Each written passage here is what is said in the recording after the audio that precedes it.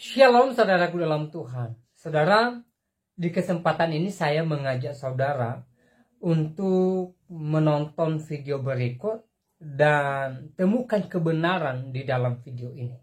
Saudara dalam Tuhan, tanpa berlama-lama langsung saja kita sama-sama melihat videonya. Dan pastikan tekan tombol like dan juga share video ini supaya menjadi berkat bagi banyak orang.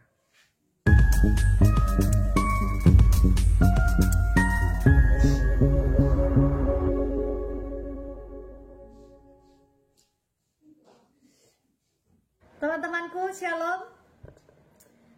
Bapak Profesor Muslim Munim Siri PhD pernah mengatakan di dalam sebuah seminarnya bahwa Al-Quran mengakui dengan jelas bahwa baik Taurat maupun Injil adalah wahyu ilahi. Tetapi lihatlah ustadz-ustadz ini bagaimana perlakuannya dan pernyataannya terhadap Injil. Injil yang dibawa oleh Nabi Isa tidak ada lagi sekarang. Injil itu tidak pernah ada. Injil tidak pernah ada. Ini Injil. Nggak kelihatan. Itu Injil apa, Pak? Ya, ini Injil, Al-Quran ini Injil. Kenapa para ustadz harus membohongi akan adanya Injil dan Injil yang benar? Kenapa para ustadz harus mengatakan bahwa Injil itu sudah dipalsukan dan bahwa Injil itu tidak pernah ada? Apakah kemungkinan ustadz-ustadz ini takut umatnya atau jamaahnya itu membaca Injil sehingga mereka mengerti kebenaran dan mereka diselamatkan oleh Tuhan Yesus? Berikut ini coba kita dengarkan bagaimana pendapat seorang Ustadz Samsul Karim terkait Injil. Semoga memberikan pencerahan ya. Hal ini tuh kadang-kadang ngerti enggak, bencinya udah duluan. Itu simbolik. Begitu seseorang sudah natal, lahir kembali kesadarannya, maka tubuhnya itu bercahaya, banyak lampunya. Dia bisa melihat pusat semesta dalam dirinya. Itu namanya sudah tercerahkan. Maka dalam Injil dikatakan, ya, Allah cahaya adanya. Sekali-kali tiada gelap di dalamnya. Selagi cahaya itu ada padamu, percayakan cahaya itu supaya kau menjadi anak-anak cahaya. Keren itu. Kalau ngerti. Kan kalian baca Injil juga kagak, bencinya udah duluan. Saya hatam Injil. Dan tidak ada yang salah di sana. Yang salah pikiranmu tentang Injil. Karena dari kecil sudah membencinya. Ngomong aja sembarangan. Ketika ditanya waktu pelajaran agama, kitab yang wajib diimani ada berapa? Lancar. 4 katanya. 1 Al-Quran turun sama Nabi Muhammad. 2 Injil turun sama Nabi Isa. Pertanyaan selanjutnya dari saya, bagaimana kau bisa mengimani? Punya aja enggak? Baca aja tidak? Lucu kan? Memang lucu kalian ini. Bagaimana bisa mengimani? Saya waktu minta dibelikan Injil sama bapak saya juga dipukulin sama bapak saya. Ngapain kan kau minta Injil? Permintaan saya dianggap aneh. Padahal bapak saya ngajarkan pada saya, kitab yang wajib diimani ada 4. Quran saya punya, Injil pengen punya. Kenapa saya tidak boleh? Kan harus diimani. Apa yang salah dengan saya? Malah dipukulin. Ya udah, karena dipukulin ya saya ngumpulin duit beli sendiri. Diumpetin lagi. Karena nggak boleh kelihatan. Seperti itu kita beragama selama ini tidak terbuka. Terus terang ya, saya pernah benci sama Injil. Tapi kebencian itu bukan karena saya tahu isinya buruk, bukan. Karena saat itu ditanamkan pada diri saya untuk membencinya. Seperti saya benci salib, padahal saya nggak ngerti salib. Lihat salib itu. Bagian yang mendatar kan pendek. Tapi bagian yang vertikal kan panjang. Kan di situ ada makna yang dalam. Teman-temanku, beragama itu juga harus rasional. Jangan membenci sesuatu yang engkau belum ketahui. Jangan membenci seseorang yang engkau tidak kenal. Jangan membenci Injil kalau engkau belum tahu apa itu Injil. Oleh Pak Ustadz tadi dikatakan bahwa Injil itu seperti cahaya. Dan jika cahaya itu ada pada dirimu, engkau akan dijadikannya menjadi anak-anak cahaya. Sedangkan firman Tuhan berkata di Injil Yohanes 1 ayat 12 dikatakan, tetapi semua orang yang menerima Tuhan Yesus diberi kuasa supaya menjadi anak-anak Allah, yaitu mereka yang percaya dalam nama Tuhan Yesus. Nah, jadi teman-temanku, jika engkau percaya kepada Tuhan Yesus yang adalah Injil itu, maka engkau diberi kuasa untuk menjadi anak-anak Allah. Jika engkau telah menjadi anak Allah, maka engkau punya hak waris dari kerajaan sorga. Engkau akan mendapat bagian di dalam kerajaan sorga dari Allah Bapa.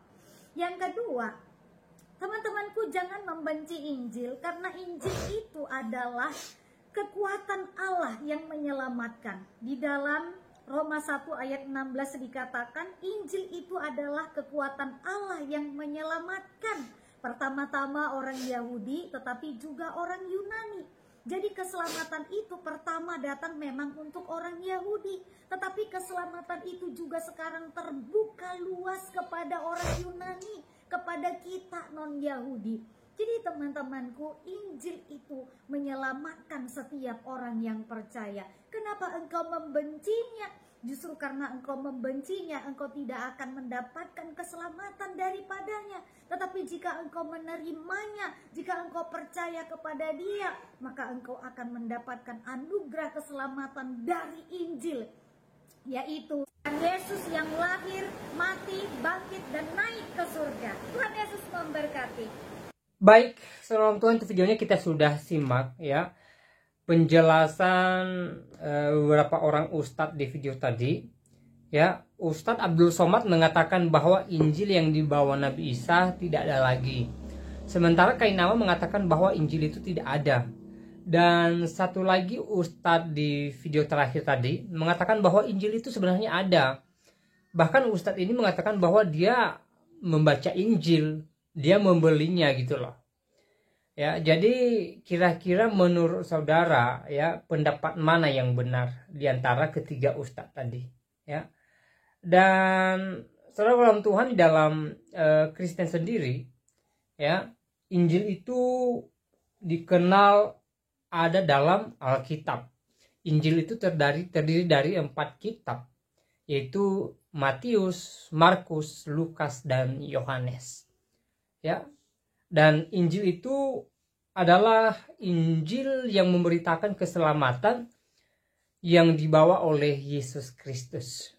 Di dalam Injil ya, kita bisa menemukan bagaimana Yesus menunjukkan diri sebagai Tuhan. Di dalam Injil kita bisa menemukan bagaimana Yesus melakukan berbagai keajaiban, berbagai mujizat.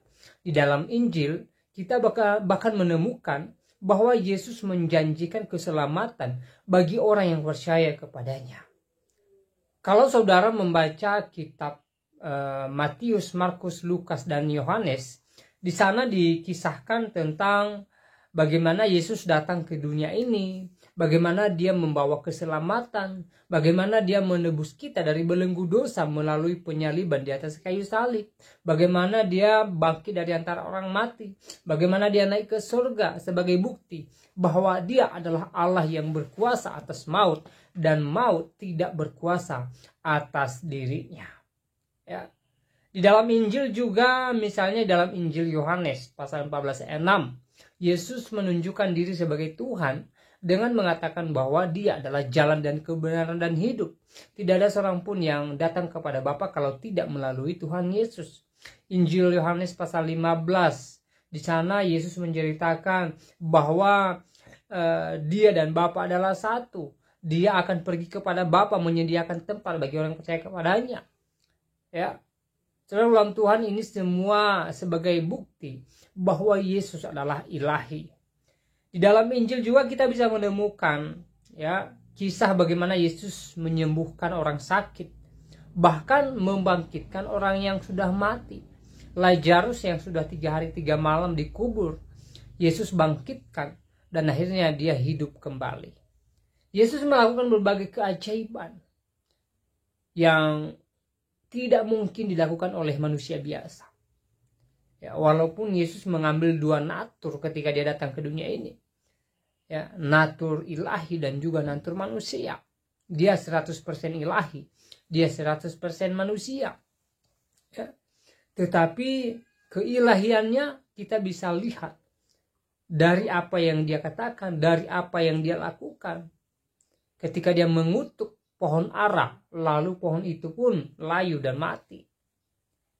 Artinya apa? Dia berkuasa atas segala-galanya. Ya. Dia adalah sumber kehidupan. Dia berkata bahwa dia adalah hidup. Dia pemberi hidup. Dia sumber hidup.